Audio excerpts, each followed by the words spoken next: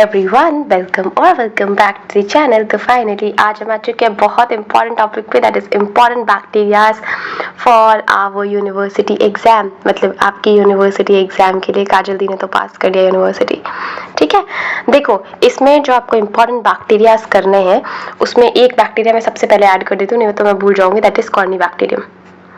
Corynebacterium is an important bacteria. ठीक है, इसका कल्चर मीडिया भी बहुत इंपॉर्टेंट है, इसके फीचर्स भी बहुत इंपॉर्टेंट है क्योंकि इसके फीचर थोड़े से हमको अलग मिलते हैं, राइट। तो कॉर्नीबैक्टीरियम आप कवर करेंगे।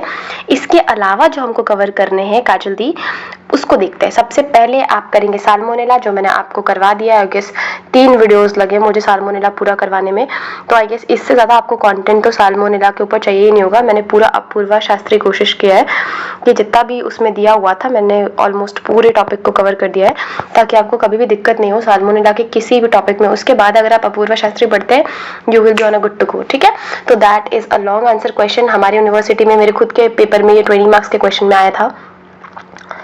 विडाल के ऊपर ऐसे क्यों बन सकता है कि विडाल का मैकेनिज्म ऑफ एक्शन या कैसे काम करता है, विडाल एक इम्पोर्टेंट क्वेश्चन बन जाता है। इसमें हमको एक जो चीज मिलती है, दैट इज जो हमको फीवर मिलता है, दैट इज स्टेप लैडर।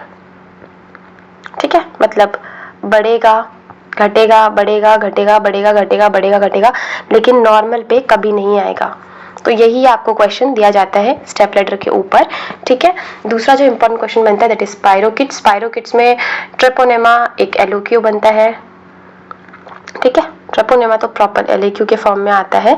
इसके अलावा देखो लेप्टोस्पाइरोसिस आपको एसएक्यू बनता है। ठीक है, बोरेलियोसिस आपका एसएक्यू बनता है। ये सब मैंने आपको कवर करवा दिया है, तो आप उसको 2x की स्पीड पे लगा के सिर्फ सुन सकते हैं। और इसके अलावा टिक बॉर्न डिसीज आपसे पूछा जाता है as an very SAQ question. ठीक है, very SAQ question. Now come to next important topic, that is clostridium. Clostridium में भी 2 क्लॉस्ट्रिडियम आता है, एक तो क्लॉस्ट्रिडियम बॉटनिकम, एक आता है क्लॉस्ट्रिडियम परफेंचिकस। तो perfringens is related to gas gangrene. Gas gangrene के ऊपर आपको दोनों तरह के क्वेश्चन आ सकते हैं, दैट इज वन इज एलएक्यू भी आ सकता है और एसएक्यू भी आता है गैस गैंग्रीन के ऊपर। ठीक है, और बॉटुलिनम के ऊपर फूड पॉइजनिंग जिसके ऊपर होता है, तो ये मेनली एसएक्यू पूछा जाता है। ठीक, ये हमारे पास बन गया। ई कोलाई के ऊपर क्वेश्चंस बनते हैं, खासकर ई कोलाई का जो मैकेनिज्म ऑफ एक्शन है।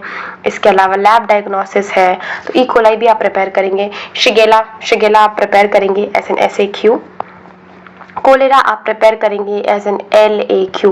Cholera is a potent LAQ question. ठीक है, साल्मोनेला, क्लॉस्ट्रिडियम, कोलेरा, स्टेफ और स्टेप्टो ये तो प्रॉपर काइंड ऑफ क्या बोलते हैं इसको, लॉन्ग आंसर क्वेश्चन है। अगेन स्टेफाइलोकोकस एलएक्यू क्वेश्चन है। स्टेफाइलोकोकस के ऊपर तो बहुत सारे छोटे छोटे एसएक्यूज भी बनाए जाते हैं। एमआरएससी के ऊपर खुद ही एक शॉर्ट नोट आ जाता है, that is methicillin resistant staphylococcus aureus. ये इसके ऊपर एक खुद ही एसएक्यू आ जाता है। ठीक है, तो एसएक्यू तो ठीक है जो भी है, लेकिन आप इसको प्रिपेयर एज एन एलएक्यू करेंगे। एंटेरोबैक्टीरियेसी के ऊपर भी क्वेश्चन कभी कभी पूछ लेते हैं as an SAQ. H pylori के ऊपर थोड़ा बहुत भी अगर आपको इन्फॉर्मेशन है एसएक्यू कर सकते हैं आप इसके लिए। और अगर इसमें अगर नहीं भी आता है तो फार्मा के ड्रग्स तो हमको पढ़ना ही पड़ता है, राइट। तो फार्मा के ड्रग्स थोड़ा सा इन्फॉर्मेशन रखो, और करता क्या है थोड़ा बहुत ये इन्फॉर्मेशन रखो, खत्म। स्ट्रेप्टोकोकस एज एन एलएक्यू प्रिपेयर करेंगे। ठीक है, एज एन प्रॉपर एलएक्यू प्रिपेयर होगा। इसके अलावा रिकेट्शिया एसएक्यू पूछ लेते हैं कभी कभी, रिकेट्शिया से रिलेटेड वेरी एसएक्यू क्वेश्चन भी आ जाता है। ठीक, इसके अलावा एक जीनस बनता है बेसिलस।